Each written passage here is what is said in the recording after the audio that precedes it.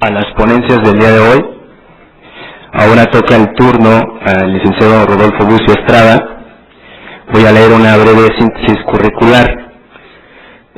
Sus estudios realizados, el licenciado Rodolfo Bucio Estrada es egresado de la Universidad Nacional Autónoma de México, Facultad de Derecho, en donde obtuvo el título de licenciado en Derecho en el año de 1980. Realizó estudios de posgrado en la Universidad Panamericana en las materias de civil y procesal civil. Realiza la maestría en docencia universitaria en la Universidad Simón Bolívar.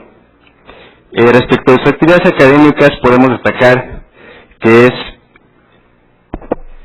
profesor por oposición abierto de Derecho Procesal Civil de la Universidad Nacional Autónoma de México desde el año 2000 a la fecha. Ha impartido diversas conferencias y cursos relacionados con la ejecución de sentencias en diversas universidades y tribunales superiores de justicia. Entre sus libros y artículos tenemos la compilación del Código de Procedimientos Civiles para el Distrito Federal y Territorios de 1932 y sus reformas hasta 2005, actualmente impresa. También cuenta con el libro intitulado La ejecución de las sentencias civiles en México, publicado por Porrúa, segunda edición de febrero del 2009. También tenemos entre sus libros y artículos el proyecto de reformas al Código de Procedimientos Civiles para el Distrito Federal en materia de ejecución de sentencias. Una ponencia denominada La Unidad del Proceso de Ejecución, presentada en el primer Congreso Internacional de Derecho Procesal Civil, convocado por el Tribunal Superior de Justicia del Distrito Federal, en el marco de la conmemoración de los 150 años de dicho tribunal, celebrado en la Ciudad de México, en el mes de agosto del 2005. Coautor con el licenciado Aldo Casaza Araujo, del libro Concursos Mercantiles, Procesos y Procedimientos en México, publicado por Porrúa, la edición de 2006, una monografía sobre la ejecución de sentencias para obra iberoamericana, actualmente en prensa, y finalmente el libro intitulado Derecho Procesal Civil, también en prensa. En el ejercicio profesional se desempeña desde 1990 a la fecha como abogado postulante en las materias civil, mercantil y amparo, tanto en procesos jurisdiccionales privados, en el despacho del cual es titular, prestando sus servicios profesionales, entre otros, a Banco Obrero S.A. en quiebra, Banca Cremi en quiebra, Banco del Bajío, Banco de México e Instituto para la Protección del Ahorro Bancario. Él nos va a exponer acerca de la ejecución procesal. Adelante, profesor. Muy buenas noches. Creo que está muy cerca el micrófono. Bueno, pues agradezco al Instituto por conducto del doctor Ovalle el haberme hecho esta atenta invitación a participar en este evento importante para toda nuestra comunidad de esta universidad, ya que debe de ser el principio a través del cual se pueda llegar a regir un sistema jurídico adecuado y no como el que hemos venido observando y viendo a través de los ponentes. Mi participación la vamos a llevar a cabo a través del método inductivo. Iniciaremos con el aspecto particular de lo que son las ejecuciones de sentencias en el país por lo que respecta a la reforma, desde luego. Y de ahí, si nos alcanza un poco el tiempo, lo llevaremos al aspecto general y tocar algunos aspectos relativos a a la reforma que, bueno, son permeados, como ya se ha señalado de alguna manera, y en ese contexto, en el aspecto de la parte propia de nuestra exposición, estaremos analizando los artículos que han sido reformados y haciendo una exposición o un pronunciamiento, no si son acertados los mismos, sino los hemos calificado nosotros como un retroceso o como un avance. En esa medida estaremos viendo estos dos aspectos de la reforma en materia de ejecución de sentencias, de tal manera que nos permiten hacer esta calificación. Ahora, en función de qué hacemos esta calificación, es a través de los principios de economía que debe de regir el proceso de ejecución. Es decir, la ejecución de sentencia debe contener tres principios elementales: uno el de economía, otro el político y otro el jurídico. Todos estos principios se pueden consultar en el libro de ejecución de sentencias, y de alguna manera este es nuestro punto de partida para poder llegar a calificar a estas reformas como un retroceso, como un avance o sin trascendencia. Se reforman, como pueden observar en la pantalla, se reforman 32 artículos más uno que se adiciona, y se califican como sin trascendencia 15, se califican como retroceso 8 y como avance 10. Entonces, vamos a dar inicio con esta parte sustantiva realmente de la reforma en la forma siguiente. Iniciamos con los retrocesos. El artículo 453 se encuentra incluido en el juicio ejecutivo civil. Recuerden que la ejecución de la sentencia existen dos vías: la vía de apremio y la ejecutiva civil. Es por eso que vamos a abordar una parte de lo que es el ejecutivo civil, en razón de esas dos vías que nos proporciona el Código para la ejecución de sentencias. Y bien, este artículo 453 lo estamos calificando como un retroceso en función de dos razones. La primera, al establecer que se le otorga la facultad al juez de conceder hasta un plazo de 15 días para la contestación a la demanda. Es una inseguridad jurídica y por eso lo calificamos como un retroceso. Esto es, en todos la reforma que se ha dado y todos los términos son fatales tanto para las partes como para quienes imparten justicia. Es decir, no debe estar al arbitrio del juzgador el establecer el término para que la parte demandada vaya a comparecer al juzgado a contestar la demanda. ¿Y bajo qué criterio lo va a hacer el juzgador? ¿Acaso va a haber el monto? ¿Acaso va a haber la complejidad del problema? Finalmente no lo puede llegar a determinar en razón de la demanda nada más.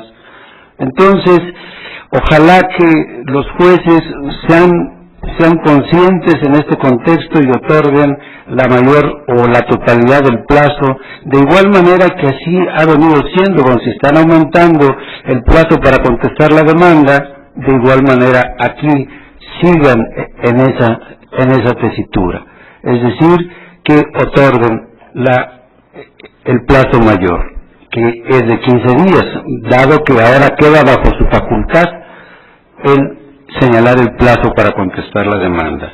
Insisto, es un retroceso en función de que está atentando contra la seguridad jurídica. Y el otro aspecto que se considera en este artículo es que suprime la reforma, la regla, en el sentido de que el hecho de no apelar el auto admisorio en donde se admite la vía ejecutiva civil, se tenía por consentida la vía. Esta regla la desaparecen y en consecuencia lo que está generando es que, independientemente de que haya la posibilidad de hacer valer la excepción de improcedencia de la vía, en su caso, recuerden que son juicios especiales donde se establece, cuando menos no en este, pero sí son supuestos de procedibilidad de la acción ejecutiva civil, y por lo tanto, si no reúne esos requisitos, no debe considerarse como un juicio ejecutivo civil.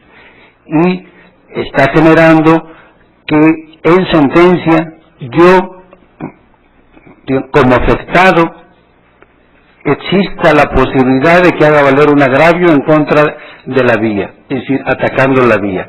Y si la llego a ganar en apelación, entonces, ¿qué fue lo que sucedió? Seguimos un juicio de manera innecesaria.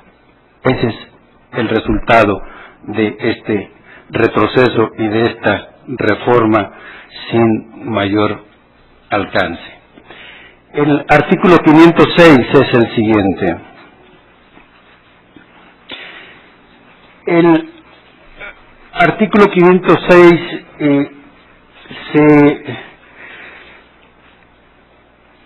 se le suprime la regla de establecer en las sentencias el término de 5 días para el cumplimiento voluntario. Es decir, no es que en algún sentido se deje de contemplar esa parte, sino que de manera reiterada se viene aplicando la regla de que para el cumplimiento voluntario de la sentencia se establece en las sentencias el término de 5 días. De esta forma, cuando se nos pregunta, bueno, ¿cuál es el término voluntario para la ejecución de manera voluntaria o cumplimiento voluntario de las sentencias? Decíamos nosotros son de 5 días.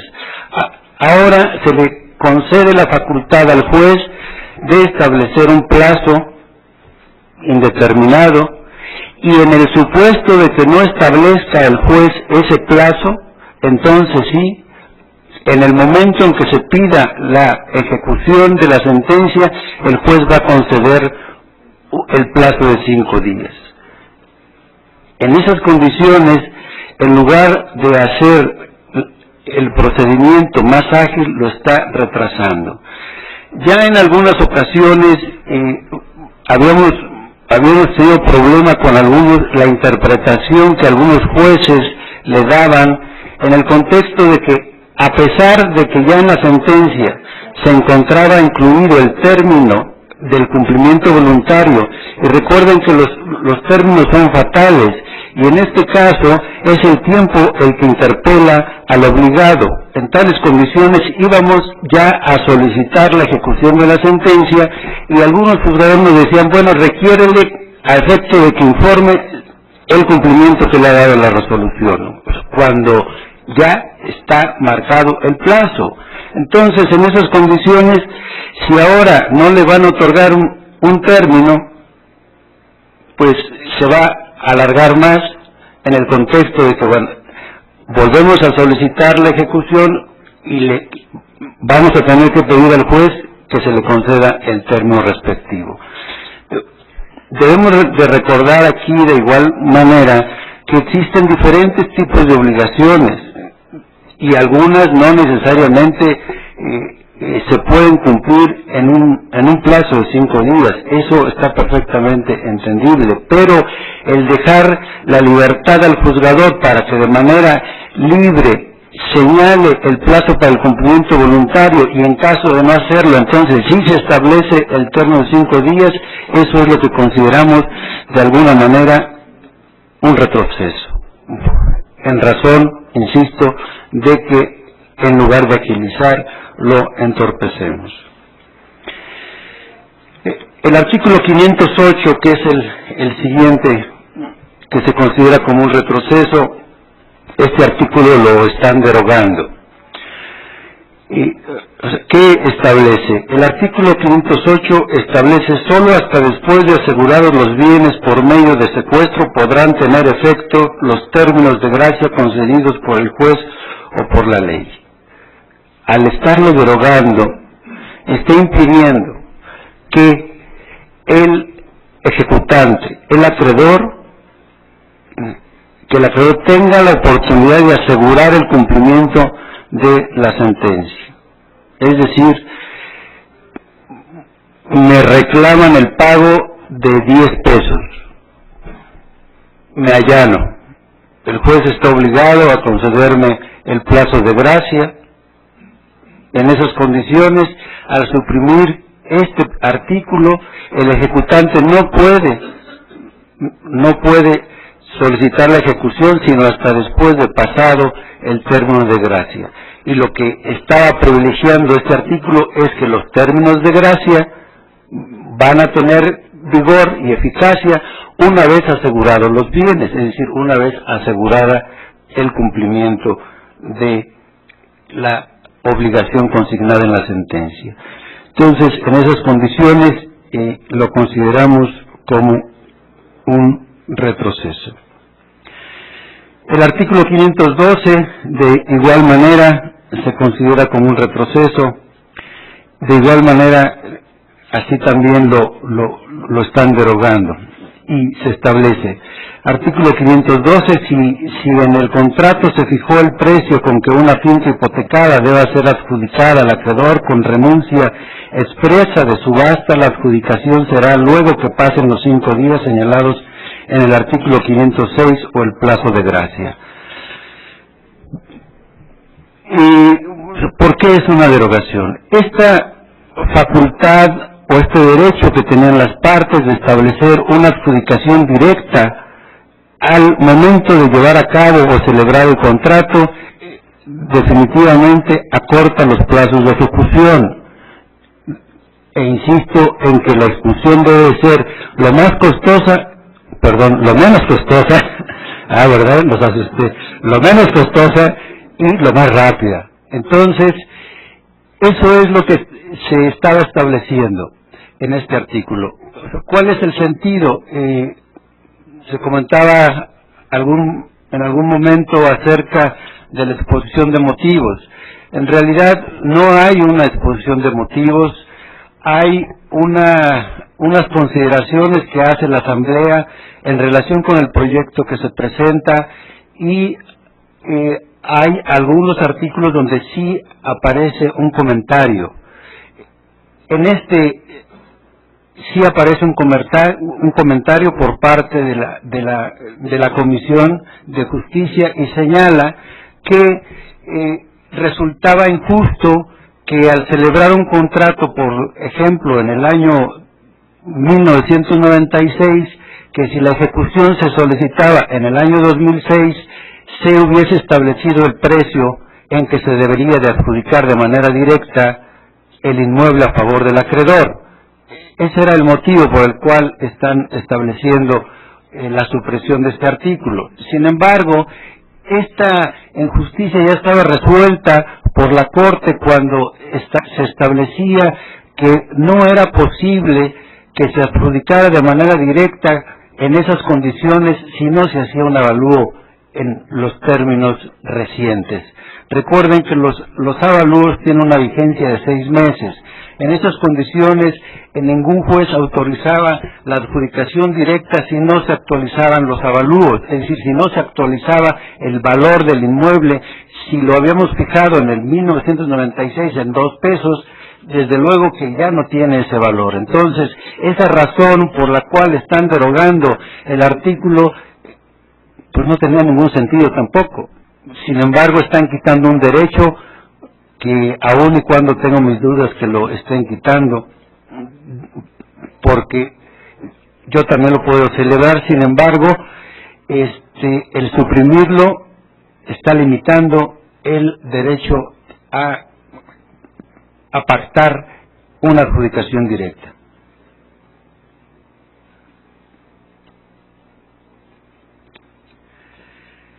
El siguiente artículo es el 527.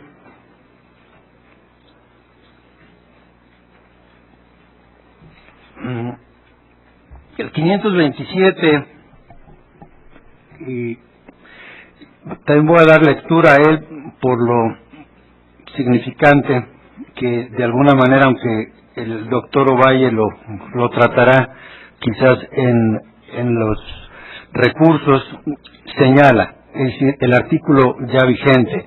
Artículo 527, la última resolución dictada para la ejecución de una sentencia no admite recurso alguno. Esa es la nueva disposición.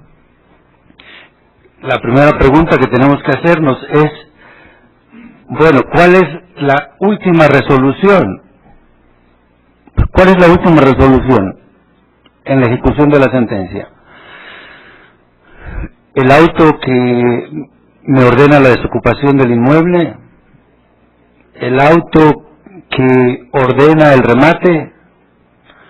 ¿El auto que ordena el remate? ¿El auto que me concede la posesión? ¿El auto que ordena la entrega de una persona? Díganme ustedes cuál es la última. Entonces, ante esta inseguridad, pues no hay certeza y se considera como un retroceso. Además, al establecer la regla de que solo la última resolución dictada en la ejecución de sentencia no admite recurso, implica lo contrario. O sea, ¿cuál es lo contrario? Pues que todo lo anterior pueda ser apelable. ¿Y esto qué significa? Significa que en lugar de que sea expedita la ejecución, pues resulta que no. Entonces, ese es un punto con respecto a un retroceso. Además, tiene otro problema. Existe una antinomia en relación con el artículo 580, que más adelante lo vamos a comentar también. ¿Y por qué una antinomia? Porque si aquí señala que la última resolución dictada para la ejecución de sentencia no admite recurso, en el artículo 580 dice que sí. Que la resolución que aprueba el remate sí admite recurso. Entonces, si consideramos para efectos de amparo indirecto qué es lo que se considera como la última resolución, pues ahí sí coincide para efectos de amparo que la última resolución es la que aprueba el remate. Entonces, no tenemos certeza de que esta reforma en este contexto vaya a dar seguridad jurídica y, como lo señalo, existe una antinomia también. El siguiente artículo es el 531. Se refiere a que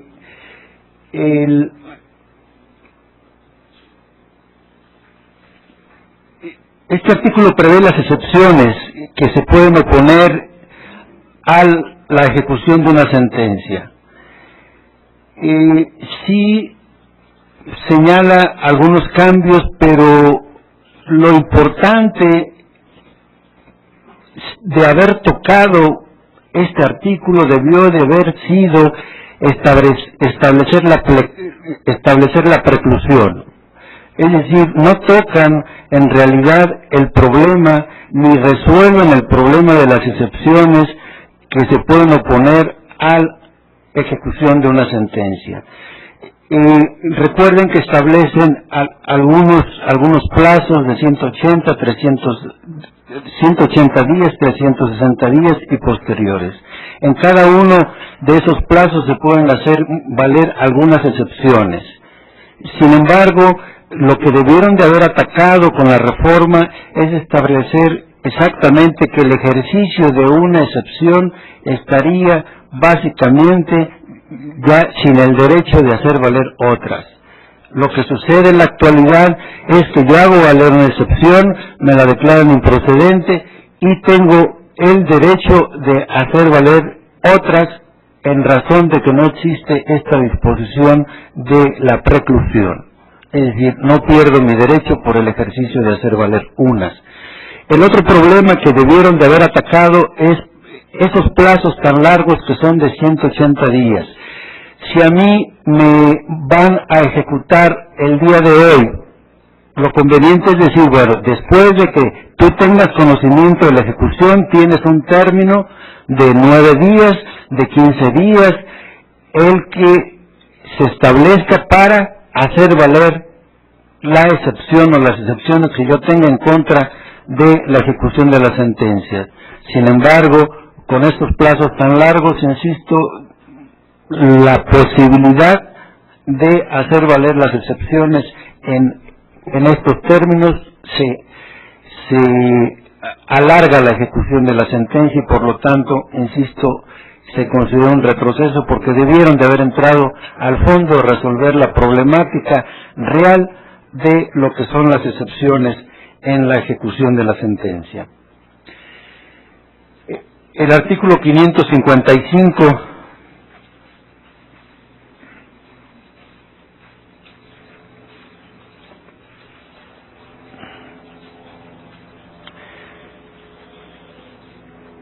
se establece como un retroceso de igual manera en razón de que tampoco entran a resolver la problemática del interventor. Esto es, el embargar una persona moral, una persona jurídica, siempre ha sido el problema, quizás a veces, de entrar al inmueble y poder entender una diligencia. El mayor problema es que el interventor con cargo a la caja llegue a tomar su cargo. Normalmente, de acuerdo a la experiencia y a la experiencia de ustedes, hagan una reflexión y pregúntense cuándo un interventor con cargo a la caja ha tomado posesión de su cargo. Entonces, entran a reformar este artículo dándole algunas facultades al interventor cuando ni siquiera toma posesión del cargo. En esas condiciones, o sea, ¿de qué sirve una reforma que le incluya la facultad al interventor de hacer un inventario de los bienes, por ejemplo? Que ese es el sentido de la reforma. Le agregan el derecho a hacer inventario de los bienes. ¿Y cómo lo van a hacer si ni siquiera puede entrar? Si ni siquiera le otorgan la facultad de entrar a tomar el cargo. En realidad, insisto, no entran a resolver ese problema, lo pudieron haber resuelto en función de medidas de apremio, lo hubieran establecido en función de los interventores que se tiene por parte de la Secretaría de Hacienda, debieron de haberlo establecido en función de una intervención judicial como se tiene en otros países. No entran a resolver el problema de la interventoría y por eso, de haber tocado, hubieran entrado en realidad a resolver el problema. Y por último es el artículo 580, que de alguna manera ya lo habíamos señalado. El artículo establece, en cuanto a la reforma, la resolución que aprueba o desaprueba el remate será apelable en ambos efectos sin que proceda recurso alguno en contra de las resoluciones que se dicten durante el procedimiento de remate. Aquí se presentan problemas, es decir, es una regla. ¿Y qué pasa o qué va a pasar con aquellos juicios en los cuales no procede la apelación? Me pregunto si se establece como regla que si procede la apelación, en contra de la resolución que apruebe o desapruebe el remate. Entonces, va a proceder en todos los procesos cuando ya tenemos una regla específica en ese contexto de que de montos superior o inferiores a 220,000 o 212,000, no lo tengo tan preciso, pero más o menos por ahí va, 220,000 pesos o 212,400, no hay recurso de apelación. Y si no hay recurso de apelación contra la sentencia, no procede ninguna. Entonces, ¿qué va a pasar con esta regla que establece? Aquel artículo no señala excepciones, es decir, no dice o no establece que con las excepciones que establezca la ley, no lo señala. Entonces, ese sería el primer cuestionamiento en relación con la reforma. ¿Qué va a pasar con eso? El otro, ya lo comentamos, de que existe la antinomia con el otro artículo, y bueno, pues de alguna manera estos son los retrocesos que tiene la reforma. No vamos a entrar a ver los que no tienen trascendencia, no tienen ningún sentido. Son reformas en donde, por ejemplo, le quitan el término de inferior al juez. Es decir, que para que no se le denoste o no se considere en esas condiciones, le quitan la reforma, señala, o antes de la reforma decía juez inferior y le quitan inferior. Entonces, no tiene ningún sentido que entremos a ver este tipo de reformas. Entramos a las que se consideran como un avance. El primero es el artículo 414, referente de igual manera a la ejecución del juicio ejecutivo civil, y lo consideramos como un avance en atención a que se incorporan a los supuestos de procedencia del juicio ejecutivo civil nuevas figuras. La incorporación se hace consistir en los convenios celebrados ante el Centro de Justicia Alternativa, el pacto comisorio expreso, que lo vamos a comentar más adelante, los convenios de transacción, que bueno, aquí yo quisiera que me expliquen cuáles son los convenios de transacción. Yo conozco los contratos de transacción, pero bueno, así señala. Y los otros son los convenios celebrados ante el juez cívico. En la medida en que se establezcan mayores supuestos de procedencia de la vía ejecutiva civil y de la vía de apremio, es conveniente para una mejor administración de justicia. Aunque el tema que se me asignó son las ejecuciones procesales, he de aclarar que también existen ejecuciones extraprocesales. Esto es, estos supuestos son ejecuciones extraprocesales. ¿Por qué? Porque no existe ningún juicio de conocimiento previo a la ejecución de la sentencia. Lo que deberíamos de ir ya esbozando en relación con una futura y real reforma en ejecuciones de sentencias en ese contexto. Establecer una verdadera ejecución extraprocesal de igual manera. El siguiente artículo es el 500. El 500 incorpora, como ya mencionamos, un supuesto más de procedencia de la vía de apremio o la ejecución de sentencia. Se refiere al pacto comisorio expreso.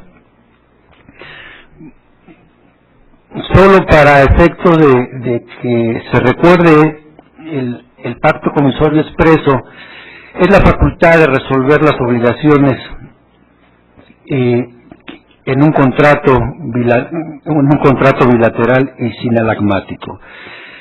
En estas condiciones se permite, es decir, se faculta ya con esta inclusión del pacto comisorio expreso a que se evite un juicio de conocimiento, es decir, que se evite el juicio en donde se establezca el incumplimiento de la obligación.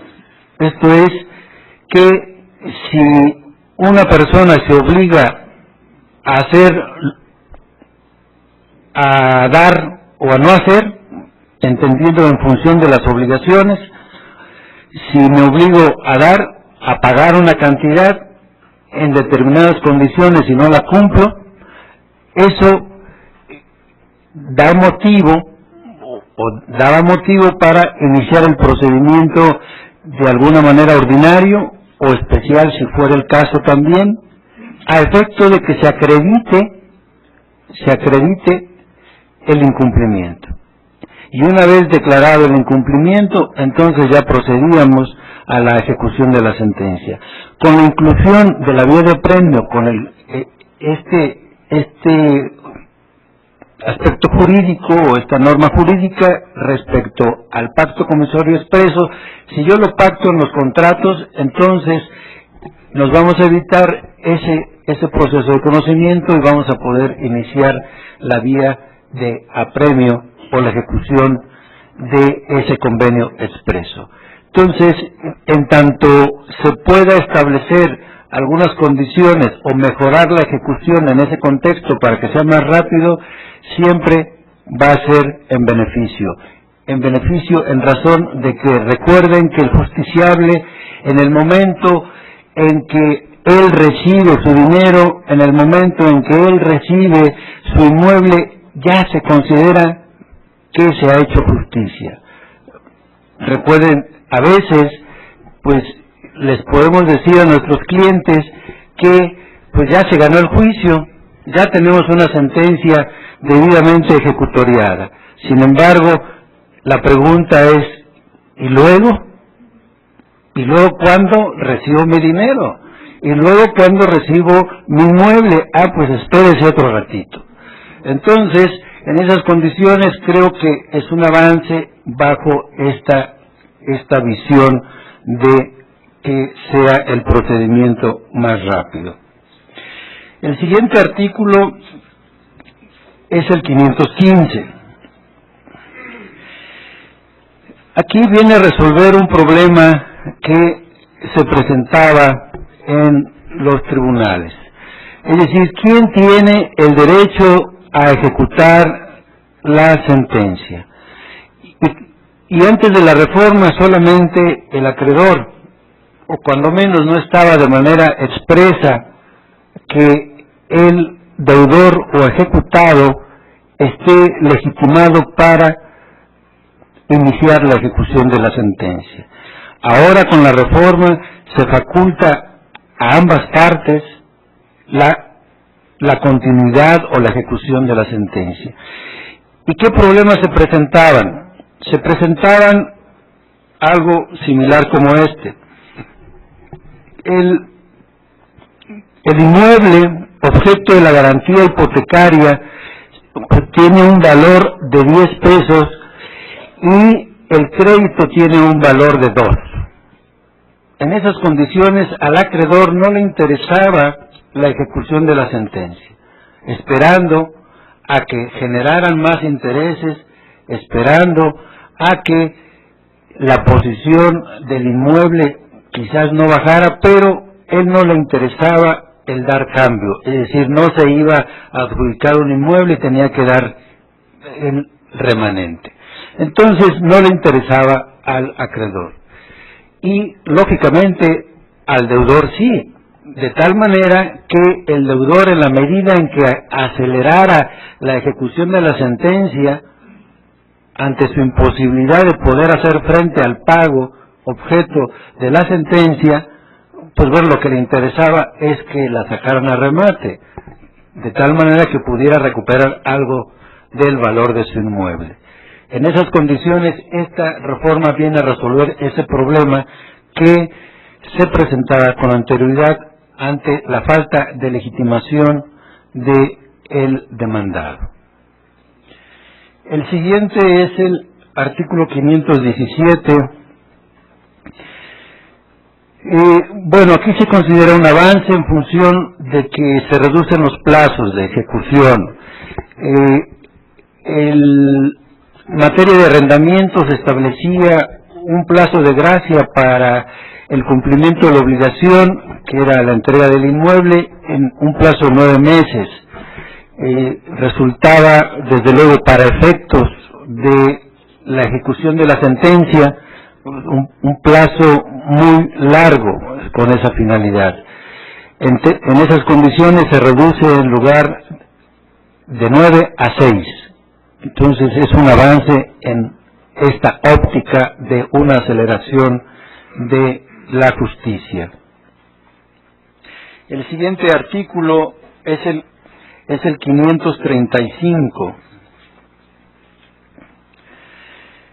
Y de igual manera que el anterior, lo único que acelera son los plazos, aunque hablamos de un plazo de 8 días que se reduce a 3, bueno, de cualquier manera es significativo. Este artículo refiere a que una vez que ante la imposibilidad de localizar al demandado para el cumplimiento de la sentencia, es decir, el requerimiento y el embargo, se hace la notificación vía edictos, y se establecía un plazo que después de hecho el requerimiento a través de las publicaciones por edictos se podía señalar los bienes para embargar dentro de los 8 días, ahora se reduce al término de 3. En esas condiciones es el avance. El siguiente artículo es el 536. Es un avance porque viene a resolver problemas en relación con el embargo. ¿En qué contexto? En el contexto de que está autorizando ahora los embargos genéricos. No existía posibilidad ninguna de que yo pudiera embargar, por ejemplo, créditos de cuentas bancarias o cuentas bancarias. No había la posibilidad. O sea, tenía yo que señalar banco, número de cuenta y beneficiario para que el actuario pudiera tener por embargado esa cuenta bancaria. Entonces, la reforma apertura y da la posibilidad de hacer el embargo genérico, es decir, basta con señalar las cuentas que tenga el demandado fulano de tal en todos los bancos para que se tenga por embargados. Desde luego, en esas condiciones, aquí el tiempo va a premiar, es decir, a ver quién gana. O sea, yo señalo, al juzgado gira los oficios, congela las cuentas, y el demandado pues a sacar el dinero, ¿no? Entonces, a ver quién gana, pero finalmente es un avance porque ya no está impedido de designarse un embargo genérico. El siguiente es el artículo 546, que de igual manera va en el mismo tenor que el anterior, permite el embargo genérico, solo que ahora de títulos valor. Recuerden, títulos valor, las acciones, por ejemplo. En esas condiciones yo no podía embargar si no refería a las acciones A, B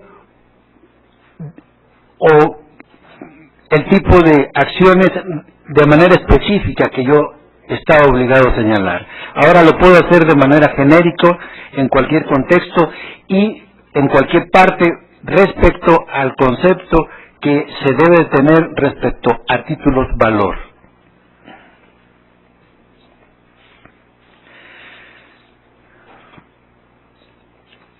El siguiente es el 556.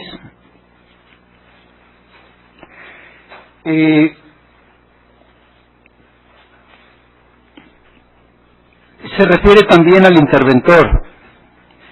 El artículo 556 le concede, habiendo tocado estas funciones del interventor con cargo a la caja del legislador, lo toca.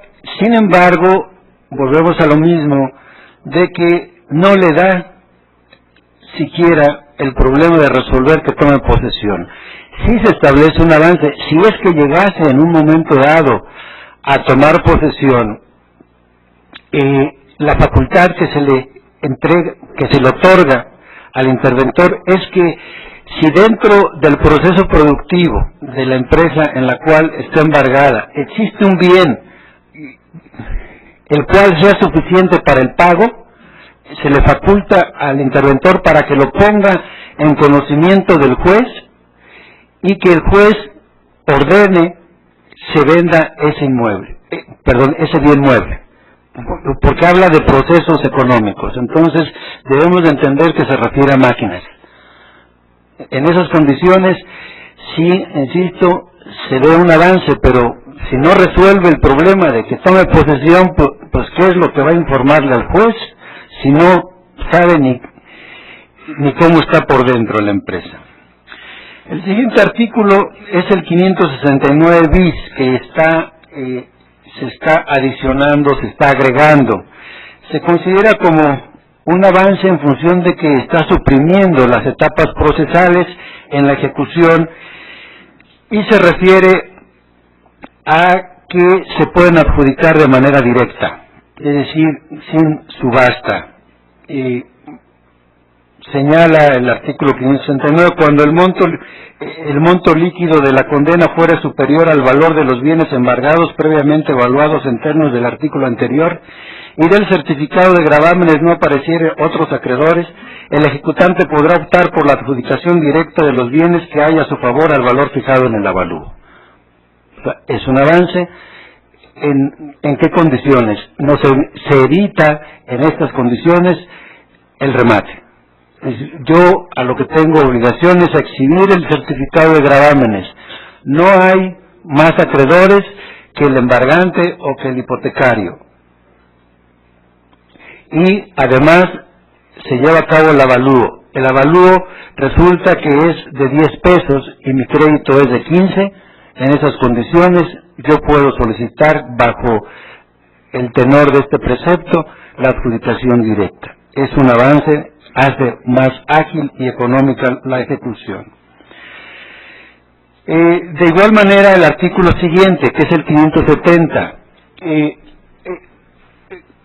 existe la obligación de hacer publicaciones de los edictos en los sitios de costumbre, como lo señala el código, ¿no? Los sitios de costumbre, bueno, pues ¿cuáles son para aquellas personas que no tienen la práctica profesional? Los sitios de costumbre, la Tesorería del Distrito Federal, los estrados del juzgado. Además de estos lugares, si el valor del inmueble superaba cierta cantidad, había necesidad de hacer publicaciones en los periódicos.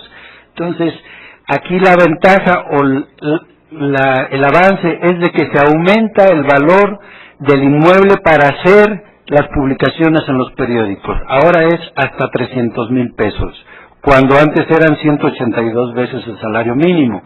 O sea que no eran ni 50,000 pesos. Obviamente ningún inmueble tiene ese valor, entonces ahora ya con el hecho de aumentarlo a 300,000 pesos nos vamos a evitar que se hagan las publicaciones en periódicos, que a veces un periódico del Universal, por ejemplo, de los más caros, un edicto puede costar, bueno, no uno, sino los 3 o los 2, 17,000 pesos. Y si es federal, el diario oficial de la Federación cobra 25 a 30,000 pesos. Entonces, cuando los inmuebles, en realidad, algunos ni los valían. En esas condiciones, es un avance en ese contexto. Y, pues bueno, con esto ya concluimos lo de los avances. Doctor, ¿nos da tiempo o ya? Bueno, pues cuando menos en estas condiciones abarcamos la parte que nos correspondía de manera directa, aunque ya no entramos al aspecto genérico, que hay algunos así nada más de manera rápida, los podemos señalar. Existe una falta de técnica legislativa en la reforma al no señalar qué artículos se reforman, qué artículos se derogan y qué artículos se derogan. Es una falta de legislativa espantosamente difícil. Y esto genera problemas que, bueno, si algunos desean que les envíe estas observaciones me pueden enviar a mi correo electrónico o el suyo, de tal manera que yo se los haga llegar con respecto a estas observaciones. Se genera más o una mayor carga de trabajo para los tribunales con eso, porque vamos a tener que aplicar disposiciones anteriores a 1996. Tenemos que aplicar disposiciones anteriores a noviembre de 2009 y disposiciones posteriores a esta fecha. Un solo ordenamiento con 3 espacios diferentes, imagínense nada más la locura que va a ser estas condiciones. Eso quizás no sea el problema, sino la irretroactividad de la ley, en razón de que el hecho de que no se puedan aplicar, se deja de observar los derechos adquiridos. Esto es, para determinar la retroactividad de la ley se atiende a derechos adquiridos. La Corte ha señalado que en materia procesal no hay derechos adquiridos, hay perspectivas de derechos. Entonces, ¿por qué insistir en estas condiciones? Y los otros puntos en cuanto a recursos, sanciones ya están señaladas. Los recursos, insisto, la cuestión de la apelación en efecto preventivo, que bueno, eso ya lo sabíamos. O sea, ¿por qué establecer una clasificación más a las apelaciones de tramitación inmediata y de tramitación conjunta con la sentencia, cuando con el simple hecho de haber señalado que se admitía en el efecto preventivo, ya todos sabemos que es con la tramitación de manera conjunta con la sentencia? Eso ya lo veíamos en los procedimientos de arrendamiento inmobiliario. ¿Por qué generar una nueva clasificación de apelaciones? Ahora, una apelación en una clasificación de tramitación inmediata y de tramitación conjunta. Sin sentido, ¿verdad? Bueno, muchas gracias y estoy a sus órdenes para preguntas.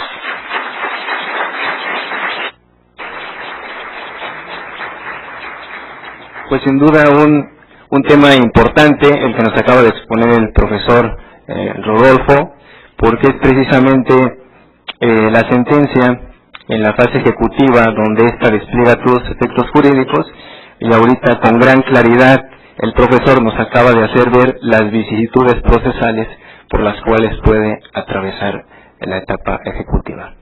Ahora abrimos el periodo de preguntas y respuestas por si alguien desea plantear alguna. Adelante. Buenas tardes, le quisiera pedir de favor su correo. Dijo que nos iba a enviar alguna información. Gracias. Mi correo es Rodolfo Bucio, a continuación @prodigy.net.mx. Es el correo. Muchas gracias por recordarlo. ¿Alguien más que desee plantear alguna pregunta? Adelante.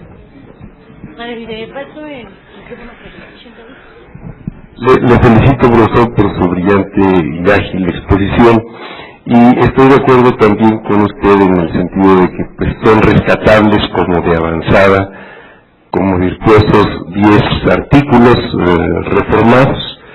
Sin embargo, yo tengo presente la tesis de Francesco Carneluti, que señala que el que es demandado generalmente ya no cumplió espontáneamente una obligación, es sometido a juicio para que el juez lo torne honesto en una persona con juicio, que vuelva a la normalidad y a cumplir el compromiso adquirido.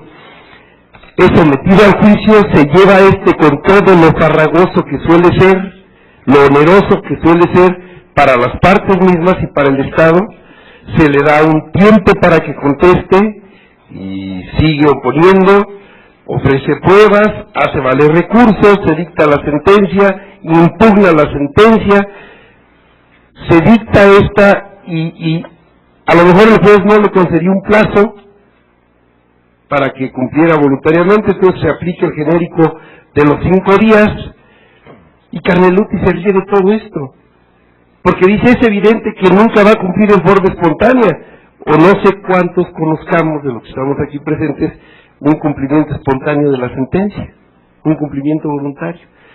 Esto nos lleva pues a concluir que aunque son avances, aunque son exiguos, como ya vimos apenas 10 rescatables artículos. Creo que el Estado ha venido renunciando, pues hasta cierto punto de manera conveniente para él, de no meterse a fondo como sí lo hacen otros rubros, por ejemplo, tratándose de oficinas rentísticas, el Instituto Mexicano del Seguro Social, el Infonavit, la Secretaría de Hacienda, que despliega todo el poder del Estado para compeler y ejecutar a un gobernado. Pero no hace lo mismo con un gobernado, el que ya en uso de la garantía del artículo 17 constitucional gastó y se desgastó, y bien sabemos que cuando tenemos ya la sentencia firme, pues lo bueno se da enseguida, ahora hay que ejecutarla. Y ahí ya queda a expensas de lo que el buen gobernado y su sentencia favorable le puedan dar de información al juez. Yo creo que esta dinámica tenemos que cambiarla y no dar por aceptada esta inercia que nos cuesta mucho socialmente, porque por eso vemos que aunque cada día hay más sentencias que dictan los tribunales de todo género en el país, la frustración social incrementa exponencialmente cada año. ¿De qué le sirve a la sociedad tener sentencias favorables, ejecutables, si no tiene los medios a su alcance, cuando el juez sí los tiene? ¿A qué me refiero? Por ejemplo, el juez desde su computadora, en el Distrito Federal, puede acceder a la base de datos de la Secretaría de Transportes y ver números de placas, ver características de vehículos. ¿Y por qué no lo hace así también desde su oficina del registro público? Etcétera. Perdón. O sea, comparto en extremo su posición. Desde luego yo soy un fanático en que esto cambie. En función, pues, le doy dos ejemplos nada más. Uno que es la ejecución provisional. Ejecución provisional, o sea, el por qué el ejecutante, o sea, para ejecutar es el que tiene que dar la garantía. O sea, bajo ese tenor tiene toda la razón. Sin embargo, lo que no consideró en este caso Carneluti son las ejecuciones o la ejecución extraprocesal. Ahí no tenemos ningún juicio. ¿Está claro? Entonces, eso no se consideró por parte de Carneluti y en estas condiciones ese sí es un avance. ¿Alguna pregunta? Damos por concluido para darle paso a la siguiente ponencia y le agradecemos al doctor Rodolfo su participación.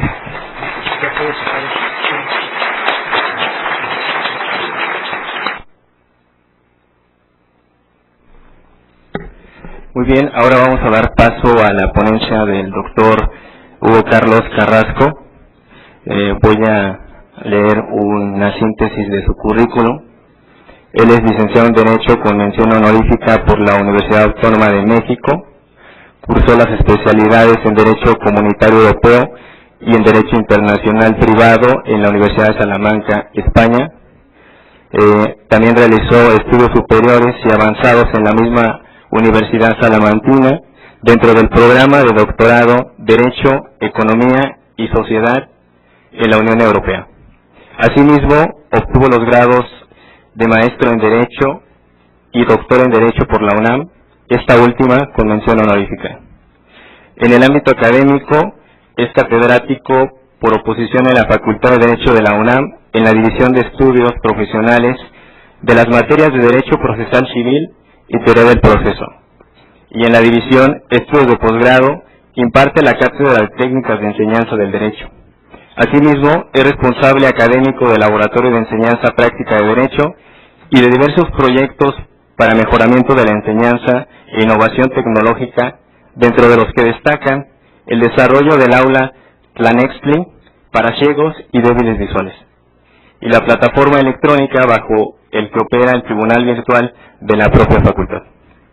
En el ámbito editorial, es autor de la obra intitulada Derecho Procesal Civil y coordinador de la obra titulada Estudios en homenaje a Cipriano Gómez Lara. Cuenta con participaciones en diversas revistas y libros editados por la propia facultad y el Instituto de Investigaciones Jurídicas. La Facultad de Derecho de la UNAM lo ha distinguido en 3 ocasiones con la Cátedra Especial José Castillo Larráñaga por su alto desempeño académico y con la medalla al mérito académico Ignacio Vallarta por sus estudios de doctorado. Es miembro del Instituto Iberoamericano de Derecho Procesal, del Colegio Nacional de Derecho Procesal y de la Barra Mexicana de Abogados. Asimismo, es integrante del claustro de doctores de la Facultad de Derecho de la UNAM. Doctor, adelante. ¿Qué tal? Buenas noches. Antes que nada, quiero agradecerle al doctor Ovalle la invitación que nos formuló para estar aquí con ustedes y reflexionar un poco sobre las reformas del Código de Procedimientos. A mí me toca la parte concerniente a la inserción del juicio civil oral. Vamos a tratar de hacer una presentación ágil. Ya sé que están un poco cansados, ha sido una jornada un poco larga y trataré de ser lo más breve que se pueda. Omar Berizonce, en uno de sus libros, hace la siguiente reflexión en relación a la oralidad. Él refiere que la oralidad no es tan solo una mera técnica acabada, fruto del conceptualismo propio de las grandes construcciones de la sistemática procesal. Antes bien, constituye el mecanismo de enjuiciamiento idóneo para satisfacer el fin primordial transpersonal social del proceso, que persigue la justa decisión de los conflictos y la tutela efectiva de los derechos sustantivos a través de una sentencia justa. Yo me preguntaría nada más, ¿es solamente la finalidad de los juicios orales? Pero bueno, lo dejamos solamente como mera reflexión. Vamos ahora a los requisitos de procedibilidad. Aquí encontramos tres en estricto sentido. Todas las contiendas cuya suerte principal sea inferior a 212,460 pesos, moneda nacional. Esta cantidad se puede ir actualizando de acuerdo a lo que se maneja el Código de Procedimientos, pero en principio todos aquellos procedimientos que sean inferiores a esta cantidad se van a tramitar a través de esta vía. No deben tomarse en consideración intereses y demás accesorios reclamados a la fecha de interposición de la demanda. Aquí hay que cuidar. ¿Por qué? Porque cuando estamos dirimiendo o viendo el conflicto posiblemente competencial entre la primera instancia y los juzgados de paz, esta regla opera de manera diferente. Aquí, para entrar a esta vía, es solamente la suerte principal, no podemos contemplar ni los intereses ni los accesorios, no así en la vía de la justicia de paz, en donde sí se toma en consideración. No se sustanciarán en este juicio aquellos cuya tramitación haya una tramitación especial en el código, ni en los que no haya cuantía determinada. Entonces ya tenemos ahí 4 reglas en general para determinar la procedibilidad en este tipo de vía. ¿Cuáles son los principios de acuerdo al artículo 971 que deben de imperar en este tipo de procedimientos? El primero es la oralidad. Vamos a ver más adelante, sobre todo cuando veamos cómo se tramita la demanda y la contestación de la demanda, si se aplica este principio a cabalidad. Pero bueno, en principio el artículo 975 menciona que la oralidad es uno de sus principios. La inimpugnabilidad, es decir, en esta vía no hay vía de impugnación. La publicidad, la igualdad, la contradicción, que también son principios que imperan para los demás procesos, la inmediación, la concentración y la continuidad. Aquí me gustaría destacar 3. Primero, el de oralidad, que vamos a analizar a través de toda esta plática que estamos teniendo, si se verifica o no al 100% de este principio de oralidad. Sí creo y estoy convencido que uno de los principios que va a tener una reversión en cómo se viene aplicando es el de inmediación. ¿Por qué? Porque con las facultades que va a tener el juez y el mecanismo de desarrollo de las audiencias, va a tener que presentarse el juez y no solamente presidir las audiencias. Y el principio de concentración, que vamos a ver cómo aplicará en unos momentos más. Salvo algunas reglas generales, salvo disposición del título 17 del Código, todas las promociones de las partes deberán formularse oralmente durante la audiencia. Ahora vamos a tener 2 audiencias, la audiencia preliminar y la audiencia de ley, o la audiencia de pruebas. Los tribunales no van a admitir promociones frívolas o improcedentes y deberán desecharlas de plano, debiendo fundamentar y motivar su decisión. Vamos a ver también más adelante que se menciona que se aplicarán todas las reglas que no se contrapongan de manera específica a la manera de sustanciarse este tipo de procedimientos. A mí una de las críticas que podría yo hacer es que hay artículos que están transcritos de nuevo en este mismo capítulo. Entonces no tiene caso que tengamos una referencia en lo genérico si también vamos a jalar en manera específica artículos que ya estaban en la parte anterior al Código de Procedimientos. Pero bueno, vamos a ver cómo funciona. Es lo que les comentaba, el artículo 977 menciona que en todo lo no previsto regirán las reglas generales de este código, en cuanto no se opongan a las reglas de este título. En el 979 se establece que en el juicio oral únicamente será notificado personalmente el emplazamiento. También vamos a ver más adelante, cuando veamos algunas reglas específicas de las pruebas, si va a haber notificaciones personales o no. También establece el 979 que las demás determinaciones se tendrán que notificar a través de medios electrónicos o a través del boletín judicial. No sé si ya lo habrán visto, pero la parte de los medios electrónicos está sujeta también a que el Consejo de la Judicatura expida los reglamentos, los lineamientos específicos. Entonces ahí también tenemos otro lineamiento que nos va a impedir que entre en vigor hasta en tanto no se aplique ese reglamento que debe de expedir el Consejo de la Judicatura. La demanda y sus requisitos. En el artículo 980 viene una transcripción del 255. La única salvedad es el ofrecimiento de pruebas. En este documento se tienen que ofrecer pruebas y es aquí donde empiezan mis primeras reflexiones en torno a la oralidad. Dijimos hace unas láminas anteriores que uno de los principios era la oralidad. Bueno, el 980 dice, la demanda deberá presentarse por escrito y reunirá los siguientes requisitos. Entonces empezamos a ver que oral, lo que es oral, tampoco es tanto, ¿no? Pero bueno. Obscuridad de la demanda, aplican básicamente las mismas reglas y es aquí donde empiezo a regresar a esa reflexión. ¿Para qué decir que vamos a aplicar las reglas generales si nos vamos a traer los artículos específicos y copias idénticas de lo que se maneja en los juicios ordinarios? Pero bueno, el 981 establece que si la demanda es oscura o irregular, no cumple con los requisitos que establece la ley, deberá de dictar un auto preventivo. En caso de que no se subsane en 5 días, pues se desechará la demanda. Aquí volvemos a hacer una reflexión. Recuerden que ya no tenemos el principio de impugnabilidad. Entonces, ante un desechamiento de demanda, a diferencia del juicio ordinario, que tendríamos ahí el recurso de queja, aquí ya no tendríamos más que irnos directamente al amparo. Ofrecimiento de pruebas. El ofrecimiento de pruebas, de acuerdo al 982, se tiene que hacer en la demanda, en la contestación, reconvención, su contestación, y ahora le añaden, y a los desahogos de vista. O sea, podemos ofrecer pruebas en la demanda, en la contestación, reconvención y en los desahogos de vista. Vamos a ver más adelante esta parte del 982 qué complicaciones nos va a traer, pero bueno. Las partes ofrecen las pruebas, las deben de relacionar con todos los puntos controvertidos, señalar el nombre y apellidos y domicilio de los testigos, así como el de los peritos y la clase de pericial que se pretende se desahogue en juicio. En caso de que reúnan todos estos requisitos y además los específicos, pues se dictará la admisión de las pruebas en el momento procesal oportuno.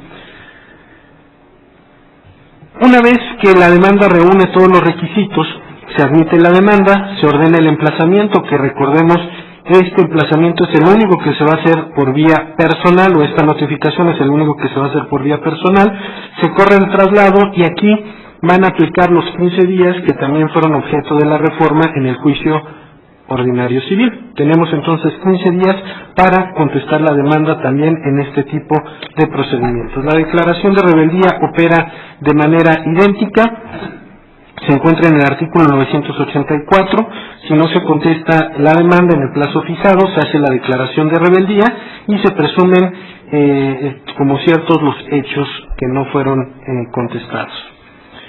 La contestación de la demanda se tiene que formular, como ya lo vimos, en los 15 días, se tienen que oponer todas las excepciones, excepto, desde luego, aquellas que sean supervenientes, que tendrán un trato específico, igual que en el juicio ordinario. La reconvención se puede reconvenir al contestar la demanda, se debe correr el traslado a la parte actora y se debe de contestar dentro de los 10 días siguientes a que haya surtido la notificación. En cuanto al allanamiento, el 987, se establece que si hay allanamiento de la parte demandada, el juez citará a las partes a la audiencia de juicio, que tendrá verificativo dentro de los 10 días siguientes, y en esa audiencia dictará sentencia. Estas láminas me voy un poco rápido porque son el tratamiento es muy similar al juicio ordinario. Aquí es donde empieza ya a cambiar un poco. Tenemos una audiencia preliminar. Se debe de citar a esa audiencia preliminar dentro de los 10 días siguientes. Se tiene que fijar en cuanto se contesta la demanda, se debe de fijar la audiencia preliminar, y es aquí donde empezamos a tener algunos problemas, porque dice, una vez, el 988, una vez contestada la demanda, y en su caso la reconvención, o transcurridos los plazos para ello, el juez señalará de inmediato la fecha y hora para la celebración de la audiencia preliminar. Déjenme poner el artículo. En el mismo auto, y aquí es donde empieza la contradicción, recuerden ustedes que podíamos ofrecer pruebas en la demanda, en la contestación, reconvención y en los desahogos de vista. Pues aquí se les olvidó, porque dice que una vez contestada la demanda y en su caso la reconvención, se cita para la audiencia preliminar. Y en el segundo párrafo dice, en el mismo auto, el juez admitirá en su caso las pruebas que fuesen ofrecidas en relación con las excepciones procesales opuestas. Y que si opusimos o ofrecemos pruebas en los desahogos de vista, ¿en qué momento van a admitirlas? ¿En qué momento se van a pronunciar? Es ahí uno de los primeros problemas, porque se pueden ofrecer pruebas, no hay una restricción en relación a que sean pruebas relacionadas con excepciones procesales o con excepciones perentorias. Entonces podría darse el caso que en esos desahogos de vista, que en el momento que se dan los desahogos de vista, ya bien pudiera haberse dictado este auto, y entonces ya no se podría contemplar esa admisión de pruebas. Seguramente con las facultades generales para poder regularizar el procedimiento podrán hacer algo, ¿no? Pero he ahí una de las primeras contradicciones, no obstante que se hizo una reforma integral o se insertó de manera integral todo este procedimiento.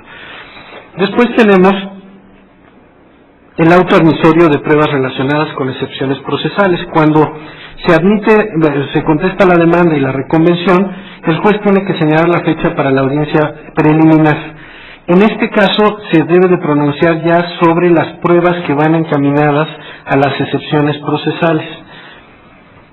Y estas pruebas se deben de rendir a más tardar el día de la audiencia preliminar. En caso de no desahogarse, se van a declarar desiertas. ¿Cuáles son las obligaciones de las partes, de acuerdo al 989? Asistir a las audiencias del procedimiento por sí mismos o a través de representantes legítimos que gocen con las facultades que establece el 112. Recuerden ustedes que también ya fue reformado el párrafo cuarto del 112, invirtiendo las facultades que deben de tenerse contempladas, a diferencia de la reforma. Ahora tienen todas las facultades excepto las que queramos excluir de manera expresa. Deben de tener facultades para conciliar ante el juez y suscribir el convenio. Respecto de las notificaciones de las resoluciones judiciales, y aquí creo que aquí también vamos a tener algunos problemas y sobre todo con algunos amparos.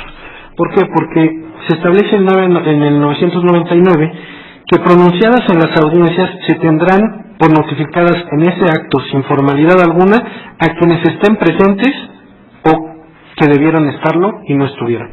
O sea, si yo me voy a una audiencia, ya se me tiene por notificado. Entonces ahí vamos a tener problemas. ¿Por qué? Porque acuérdense que ya no se va a notificar posteriormente a reserva de que lo establezca el código. Entonces aquí ya tenemos un artículo específico que nos dice, vayas o no vayas a la audiencia, se entiende por notificar. Entonces vamos a ver cómo funciona este artículo. Me parece que va a ser uno de los primeros artículos que se va a ir a amparo en virtud de la garantía de audiencia. Características generales de las audiencias se encuentran consagradas en el artículo 991. Deben de ser presididas por el juez, serán públicas, salvo que el juez estime que deben de ser privadas, serán orales en lo relativo a toda intervención de quienes participen en ella. Bueno, yo no veía otra forma de que participaran si no es oralmente, pero bueno, aquí el 991 nos dice que en la participación de quienes intervienen va a ser oral. ¿Qué facultades tiene de dirección del proceso a cargo del juez en las audiencias? Puede ordenar la práctica de las pruebas, dirigir el debate, porque se supone que va a haber debate, aunque de los artículos que yo analicé no puedo ver que haya un debate así como se menciona en el 991, exigir el cumplimiento de las formalidades que se establecen en el código y moderar la discusión. Yo aquí vuelvo a insistir, ni en el dirigir el debate ni moderar la discusión veo que se vaya a dar el caso, y lo vamos a ver más adelante por qué. ¿Qué facultades disciplinarias tiene de acuerdo a este capítulo? Impedir y limitar el acceso de público, ordenar la salida de la sala del público, ejercer el poder de mando de la fuerza pública, imponer medidas de apremio. Hasta ahí vamos bien. Asistentes deben de permanecer en silencio mientras no les autoricen para exponer o deban responder de forma respetuosa a las preguntas que se le realicen. Y aquí, el siguiente párrafo que voy a leer lo debiéramos de trasladar hacia nuestro Congreso. No podrán portar elementos para molestar, ofender o adoptar comportamiento intimidatorio o provocativo contrario al decoro ni producir disturbios que alteren la sana conducción del procedimiento. Bueno, no van a poder llevar pancartas, no van a poder hacer ningún tipo de seña. Entonces, nuestros diputados, quién sabe, a lo mejor argumentando que tienen fuero, lo van a seguir haciendo cuando quieran hacerlo, ¿no? Pero bueno, ya al menos en el Código de Procedimientos se le dan este tipo de facultades al juez. Las determinaciones que puede adoptar en las audiencias de acuerdo al artículo 993, puede decretar los recesos, suspenderlas o diferirlas. Asimismo, el juez es quien determina el inicio y la conclusión de las audiencias, establece la preclusión de derechos procesales que debieron de ejercitar si no se ejercitaron, y la parte que asista tardíamente puede incorporarse. En el momento que llegue se hará constar que llegó en ese momento y podrá ejercer los derechos que pueda ejercer desde el momento en que llegue. Una vez que los testigos, los peritos y las partes concluyan su intervención, a petición de ellos podrán ausentarse del recinto oficial cuando el juez lo autorice. Aquí lo delicado es una de las partes lo puede autorizar, no solamente lo que me parece lógico y racional es que antes teníamos a un testigo durante 3 o 4 diferimientos de audiencia y durante lo que durara, ¿no? Entonces lo teníamos ahí parado, estacionado para que estuviera dentro de nuestro procedimiento. Ahora ya podrá solicitarse que pueda salir una vez que haya terminado su participación. Aquí lo que no me parece es que las partes puedan hacer lo mismo, que son los interesados, y se contrapone con uno de los artículos que leímos hace rato, en donde se establece que es obligación de las partes asistir a las audiencias. No solamente es asistir, sino estar en toda la audiencia, pero bueno, este 993 les establece la posibilidad de venir, firmar e irse, ¿no? Registro de las audiencias. El registro de las audiencias se encuentra contemplado en el artículo 994. Se establece que deben de registrarse las audiencias por medios electrónicos o cualquier otro medio idóneo a juicio del juez. Yo me pregunto si no va a acabar siendo la vía escrita el medio idóneo, pero bueno, vamos a ver. El secretario del juzgado hará constar oralmente la hora, fecha y lugar de realización. Las partes y los terceros rendirán protesta de que se conducirán con verdad. El registro de estas audiencias deben de cuidarse que en el registro de estas audiencias se cuide la fidelidad, la integridad y la conservación del mismo registro. La reproducción de su contenido y el acceso a los mismos debe de ser en favor de todos los que intervengan en el procedimiento. Y vamos a ver que también el tribunal va a tener que manejar los recursos necesarios para poder tener su sala, para que las partes puedan insertar de acuerdo al medio en el que se haya incorporado este registro de audiencia, para que pueda revisar la audiencia. Vamos a ver si vamos a tener esos recursos. Finalmente, el 995 dice, bueno, registro de audiencia ya lo vimos por medios electrónicos o cualquier otro medio idóneo que establezca el juez. Sin embargo, no dejamos el principio de escritura. El 995 nos establece que al terminar las audiencias se va a levantar un acta que contendrá, y dice al menos, o sea que puede contener todo. En una de esas vamos a tener los medios electrónicos o cualquier medio idóneo y además constancia de todo, porque el juez pueda determinar que se haga la relación de todo. Debe tener al menos el lugar, la fecha y el expediente que corresponde, el nombre de las personas que intervienen y la constancia de las inasistencias y una relación sucinta del desarrollo de la audiencia. Bueno, ahí ya se abre otra vez la puerta, ¿no? Para mí sucinto puede ser 5 minutos de la audiencia o puede ser toda la audiencia, ¿no? Y la firma del juez y del secretario. Al terminar de la audiencia, el secretario de acuerdos, el secretario del juzgado, debe certificar el medio en donde quede registrada la audiencia, con el número de expediente, y tomará las medidas necesarias para evitar su alteración. Hay que ver qué medidas vamos a tener para evitar esa alteración, porque vamos a ver también más adelante que de estas copias o de estos registros se pueden solicitar copias certificadas. Entonces sí es muy importante que tengamos las medidas necesarias para evitar su alteración. En el 997 se establece precisamente que pueden solicitarse copia simple o copia certificada de las actas o copia de los medios electrónicos. El 997 establece que la copia de los medios electrónicos tiene que ser certificada. Como lo ven aquí, copia en medio electrónico de los registros que obran en el procedimiento, la que deberá ser certificada. Entonces, en todos los casos, el registro en medio electrónico debe ser certificado. La conservación del registro, el 996, establece que debe ser a cargo del juzgado que los generó. Entonces, aquí ya tenemos que el cuidado va a ser de juzgado en juzgado. Entonces vamos a tener a lo mejor variaciones importantes en cuanto a la forma en como ellos estiman que debe de cuidarse el registro. Desde luego que habrá, me parece que lineamientos generales que tendrá que expedir el Consejo de la Judicatura para que pues haya un criterio homogéneo. Deberán de tener siempre un respaldo y si se daña el registro deberá de reemplazarse con una copia fiel de ese reemplazo, de ese resguardo, perdón.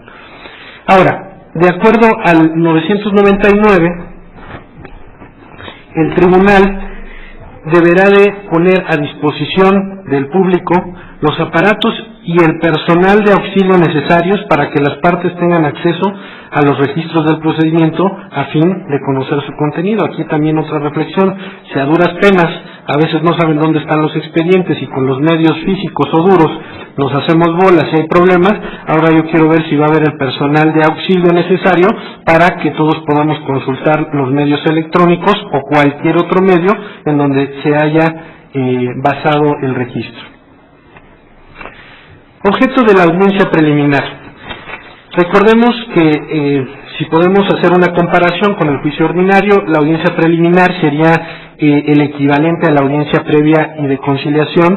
Aquí tenemos un cambio en cuanto a los objetos. En la audiencia previa tenemos solamente la depuración del procedimiento y la conciliación. Aquí tenemos más objetos. El primero sí es la depuración del procedimiento, también es la conciliación de las partes, pero aquí una diferencia muy importante. Ahora la conciliación va a ser por conducto del juez, no va a ser por conducto de los conciliadores. En este tipo de procedimientos tiene que conducirla el juez. La fijación de acuerdos sobre hechos no controvertidos, la fijación de acuerdos probatorios, la admisión de pruebas y la citación para la audiencia de juicio. Todo esto va a tener lugar en la audiencia preliminar. Ya me había yo referido a la obligación de las partes en asistir a la audiencia preliminar. Con la asistencia de las partes, bueno, pues se llegará primero a la depuración, a la conciliación. Si no asisten las partes, bueno, pues dictará el proveído de ejecución porque habrá una multa que será no inferior de 2,000 ni mayor a 5,000. Entonces, aquí también hacer un poco de reflexiones. Antes, en la audiencia previa de conciliación, no había dentro del artículo de la audiencia previa de conciliación la multa, sino que se hacía en relación a las medidas de apremio genéricas. Luego se insertó de manera específica en la audiencia previa de conciliación. Luego se reformó y se quitó lo de las multas de manera específica y regresamos al planteamiento general. Y ahora aquí lo volvemos a incorporar. Parece que no tenemos tampoco dentro de nuestro Poder Legislativo, memoria legislativa. Pero bueno, la depuración del procedimiento se encuentra consagrada en el artículo 1002. El juez examinará la legitimación procesal, resolverá las excepciones procesales y depurará el procedimiento. La conciliación. En caso de que haya un acuerdo entre las partes, se llevará el convenio hacia adelante y adquirirá la fuerza de cosa juzgada. En caso de desacuerdo, se proseguirá con la audiencia. Las partes no pueden invocar en ninguna etapa procesal antecedente alguno relacionado con la proposición, discusión, aceptación ni rechazo de las propuestas de conciliación. Aquí hay que recordar que el que va a estar a cargo de la conciliación es el juez. A mí me parece que es adecuado porque en algunas circunstancias, y solo digo en algunas circunstancias, y solo si el juez ejerce su actividad de manera correcta, es que a lo mejor puede llegar a la conciliación de manera más eficaz que lo que puede hacer un secretario conciliador. Entonces vamos a ver también, depende la efectividad de este artículo, me parece, de la seriedad con la que se lo tomen nuestros juzgadores. Acuerdos sobre hechos no controvertidos. Durante la audiencia preliminar, las partes podrán solicitar conjuntamente al juez la fijación de acuerdos sobre hechos no controvertidos. Bueno, aquí me apoyo un poco en las reflexiones que hicieron en la ponencia anterior. Bueno, si ya hay conflicto, va a estar medio difícil que lleguen a un arreglo, y más que conjuntamente soliciten que haya acuerdos sobre hechos no controvertidos. Al revés, me parece que cuando llegamos al conflicto, lo que menos queremos es aceptar las posturas de nuestra contraparte. Vamos a ver también cómo funciona, porque estos hechos no controvertidos, recuerden que va a estar ahí el juez presente, entonces a lo mejor si hace ejercicio de esa dirección procesal que le marca el Código de Procedimiento, puede, si no forzarlos, propiciarlos, ¿no? Entonces me parece que este artículo y su efectividad también estará condicionada a la seriedad con que se lo tomen. Tenemos los acuerdos probatorios. ¿Qué son los acuerdos probatorios? A efecto de determinar las pruebas innecesarias, pueden establecerse estos acuerdos probatorios, es decir, las partes pueden llegar a un acuerdo en decir, esta prueba sí la vamos a desahogar, esta no, esta la vamos a desahogar de esta manera, desde luego bajo la aprobación del juez y la dirección del juez en la audiencia. Entonces, aquí también tenemos otro agregado cultural a este tipo de procedimientos. Vamos a ver si tienen eficacia o si nos resultan como esas precisiones que se hacían en el juicio ordinario, cuando dice, bueno, el secretario conciliador propondrá arreglos, ¿no?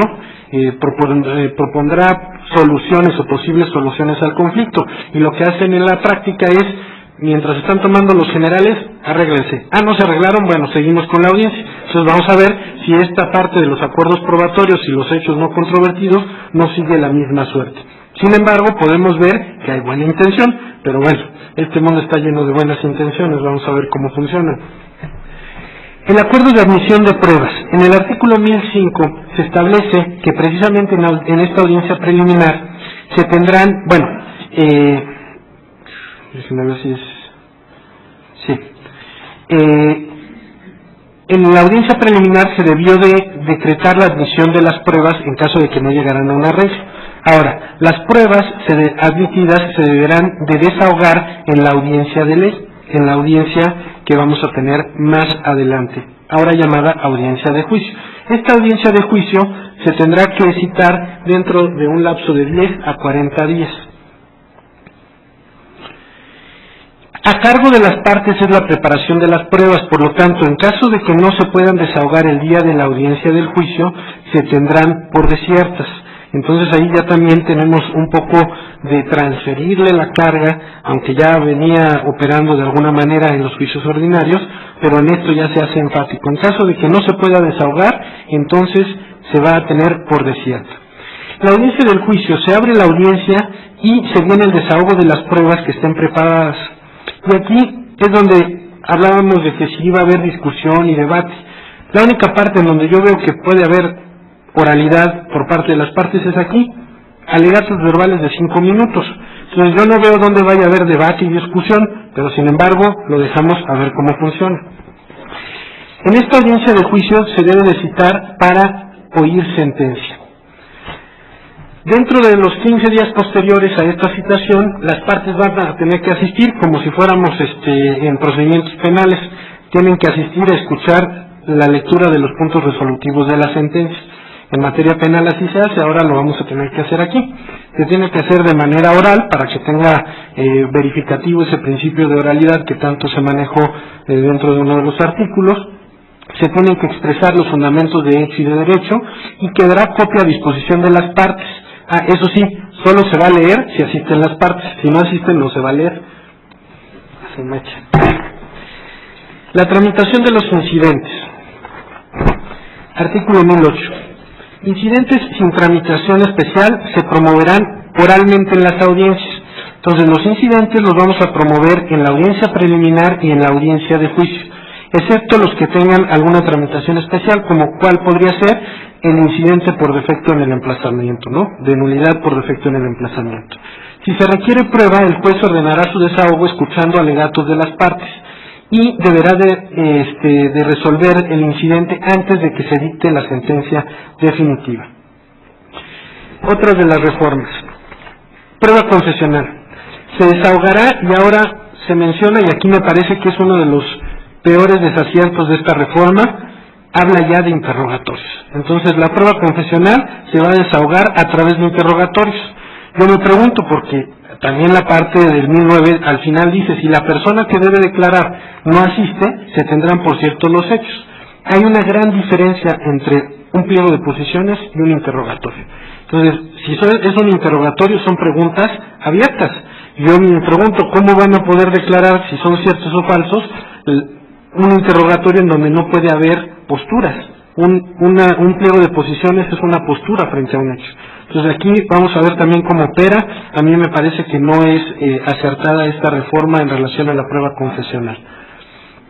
La prueba testimonial se hará también a través de interrogatorios, es decir, ya tenemos el mismo mecanismo para desahogar la testimonial que la confesional.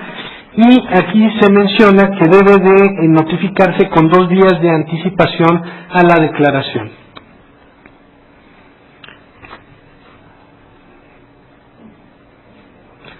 La instrumental de actuaciones.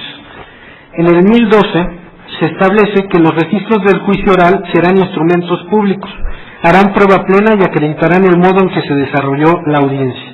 Las personas que hubieran intervenido, las resoluciones pronunciadas por el juez y los actos en que se llevaron a cabo harán prueba plena. Entonces, aquí también tenemos ya otra variante de la instrumental de actuaciones, que la vamos a tener contenida en estos registros, que harán prueba plena, de acuerdo al 1012. La objeción de documentos se tramita básicamente de manera similar. La única diferencia, bueno, tenemos la objeción de documentos y el incidente de falsedad. La objeción de documentos se tiene que hacer en la audiencia preliminar.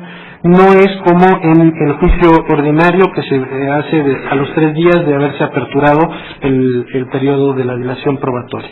Entonces aquí tenemos solamente la oportunidad de objetar los documentos en la audiencia preliminar.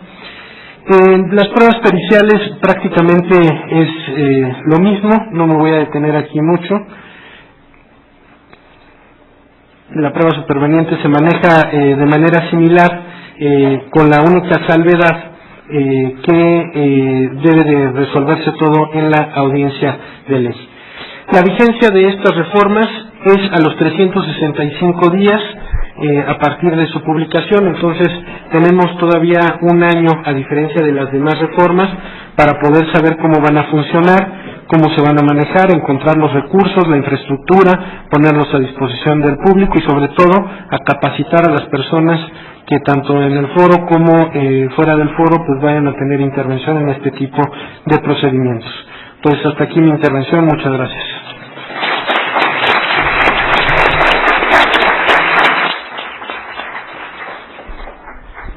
Sin mayor preámbulo, abrimos la sesión de preguntas y respuestas por si alguien desea plantear alguna pregunta. Adelante.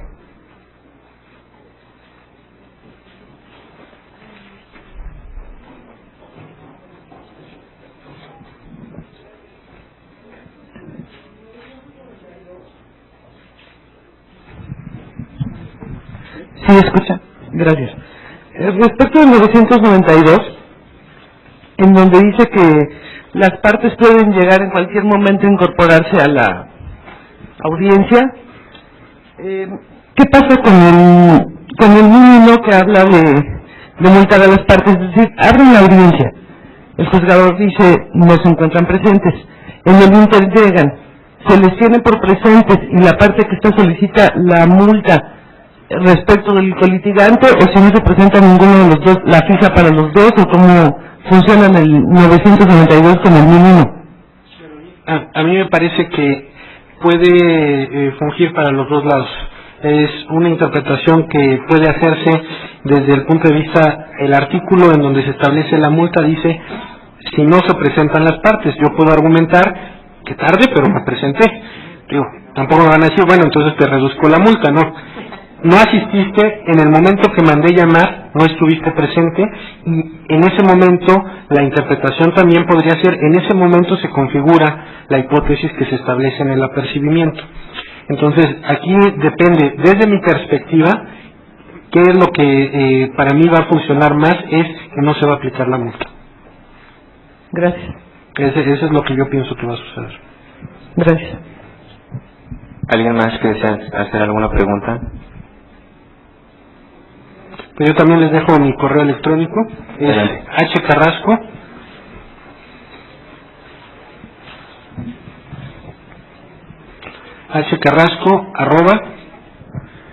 @derecho.unam.mx. Con mucho gusto les hago llegar la presentación a quien me la pida y o resolverles las dudas o ampliárselas, depende. ¿Sí? Le agradecemos mucho al doctor Carrasco por haber diseccionado este juicio oral civil, que sin duda habrá de traer muchas reflexiones para en cuanto entre en vigor, y bueno, pues estaremos aquí esperando volverlo a tener para una nueva discusión ahora en la práctica de este juicio. Muchísimas gracias, doctor.